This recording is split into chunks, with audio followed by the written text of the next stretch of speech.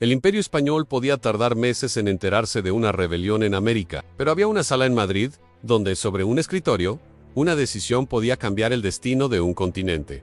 No era un palacio lleno de soldados, era una oficina llena de papel. Y aún así, gobernaba. Ese gobierno invisible tenía nombre en el Consejo de Indias Sang. Imagina el problema. Al partir de 1492, la monarquía española controló territorios inmensos, con climas, pueblos, economías y conflictos totalmente distintos. Las órdenes reales debían cruzar el Atlántico. Las noticias tardaban tanto que, cuando llegaban, la realidad ya había cambiado. ¿Cómo se sostiene la autoridad del rey a miles de kilómetros? Sin internet, sin telégrafo y sin un ejército permanente. La solución fue burocrática. En 1524, durante el reinado de Carlos I, se creó el Consejo de Indias para administrar, legislar y supervisar los territorios de ultramar. Era el cerebro del imperio americano. Desde Madrid, el Consejo definía quién mandaba, qué leyes regían y cómo se resolvían disputas, pero su verdadero poder no se entiende con una definición, se entiende con lo que hacía cada día. El Consejo recibía un flujo constante de información. Virreyes, gobernadores, obispos enviaban cartas e informes. Esos documentos describían conflictos locales, problemas fiscales, fraudes, rebeliones y pleitos. Cada paquete de papeles era una pieza de un rompecabezas imperial. Aquí aparece la primera tensión que hace fascinante al Consejo. Gobernaba a distancia, pero quería control total. La distancia obligaba a delegar. Sin embargo, delegar significaba riesgo. Un virrey podía convertirse en un señor casi independiente. El Consejo existía para reducir ese riesgo. Una de sus armas más eficaces era el nombramiento de cargos. Sus designaciones pasaban por la lógica del Consejo, que evaluaba méritos, alianzas y reputación. Y cuando un funcionario terminaba su mandato, el Consejo activaba el juicio de residencia. Era una revisión formal de la conducta del funcionario. Se recibían denuncias, se escuchaban testigos. El mensaje era claro: gobernar en América no era un botín personal, era un cargo bajo vigilancia. Este sistema no eliminó la corrupción, pero creó un marco de disciplina. Y esa disciplina era esencial para un imperio que dependía de impuestos y comercio. Aquí entra otro punto clave. El Consejo no solo mandaba personas, mandaba reglas. En la legislación de Indias fue inmensa. El Consejo redactaba ordenanzas, cédulas e instrucciones para el comercio, la fundación de ciudades, la administración de justicia y las relaciones con los pueblos indígenas. Muchas de estas disposiciones se acumularon hasta formar la recopilación de las leyes de Indias en 1680. No era un libro decorativo, era un intento de convertir un imperio diverso en un sistema gobernable. Pero la ley, por sí sola, no controla un continente. Lo que controlaba era la combinación de ley y burocracia. Por ejemplo, la creación de una ciudad en América no era solo una decisión local. Emplacaba plenos, jurisdicciones, impuestos, nombramiento de autoridades y disputas. El Consejo revisaba propuestas, aprobaba o rechazaba y enviaba instrucciones. Ahora, piensa en el conflicto más explosivo del imperio, en el choque entre intereses económicos y principios religiosos. En América, las órdenes religiosas evangelizaban, pero también acumulaban influencia. Los encomenderos querían mano de obra. Los funcionarios querían estabilidad y los pueblos indígenas quedaban en el centro. El Consejo recibía informes sobre abusos, tensiones y rebeliones. Cada intento de control generaba resistencia, y el Consejo debía calibrar. Demasiado control podía provocar una crisis. Demasiado permiso podía destruir la legitimidad imperial. Ese equilibrio es lo que hace al Consejo una institución tan moderna en su lógica.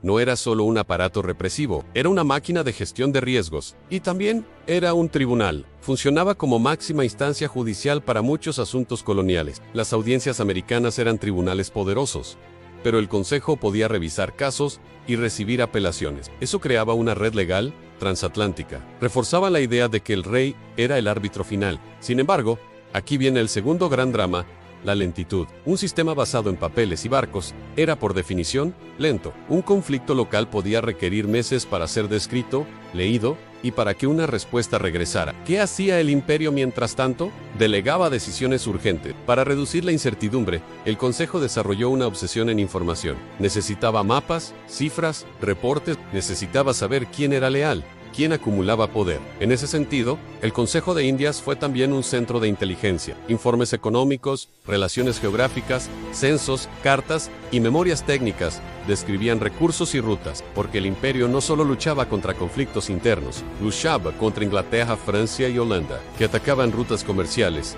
alentaban contrabando y buscaban enclaves. La defensa de puertos como Cartagena de Indias o Veracruz no era solo asunto militar, era asunto administrativo, presupuestos, fortificaciones, nombramiento de oficiales, coordinación de flotas. Ahora, aquí está el punto que eleva la autoridad intelectual del canal. El Consejo de Indias fue un experimento temprano de gobierno global. Pocas monarquías de la época sostuvieron un sistema transatlántico tan complejo durante tantos años. El Consejo era un nodo central que conectaba legislación, justicia, administración y estrategia. Su existencia explica por qué el Imperio Español pudo durar siglos, pese a distancias enormes y crisis constantes. Y también explica por qué, cuando la crisis llegó de verdad, el sistema empezó a romperse. En el siglo XVIII, con reformas administrativas, la monarquía buscó modernizar y centralizar aún más.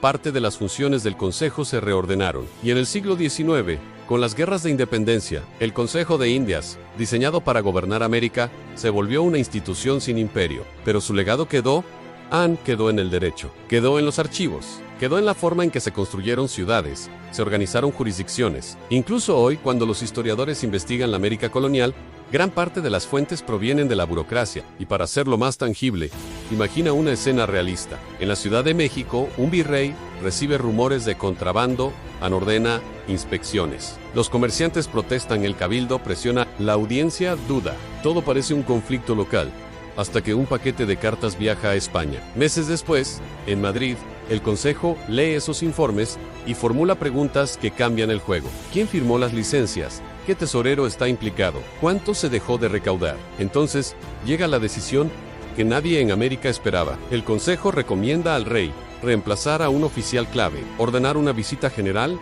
y exigir que el virrey remita inventarios detallados. De pronto, una disputa de muelles y almacenes se convierte en un asunto de Estado. Ese es el poder del Consejo en convertir información dispersa en control. Incluso su composición estaba pensada para ese objetivo. Participaban juristas y consejeros, y trabajaban coordinados con otras instituciones, como la Casa de la Contratación, que regulaba flotas, comercio y navegación, porque controlar América también significaba controlar el Atlántico. Si te parece increíble que un grupo de hombres en Madrid pudiera controlar América, esa incredulidad es exactamente la clave. El poder no siempre se ve en una batalla. A veces se ve en un sello, una firma, un expediente y una orden que tarda meses en cruzar el océano, pero que, al llegar, redefine quién manda y cómo se vive. Eso fue el Consejo de Indias en el gobierno invisible, que sostuvo un imperio a distancia. Cuando funcionaba bien, el imperio parecía una máquina. Cuando fallaba, la distancia se volvía abismo. Y en ese equilibrio frágil, se jugó buena parte de la historia del mundo hispánico.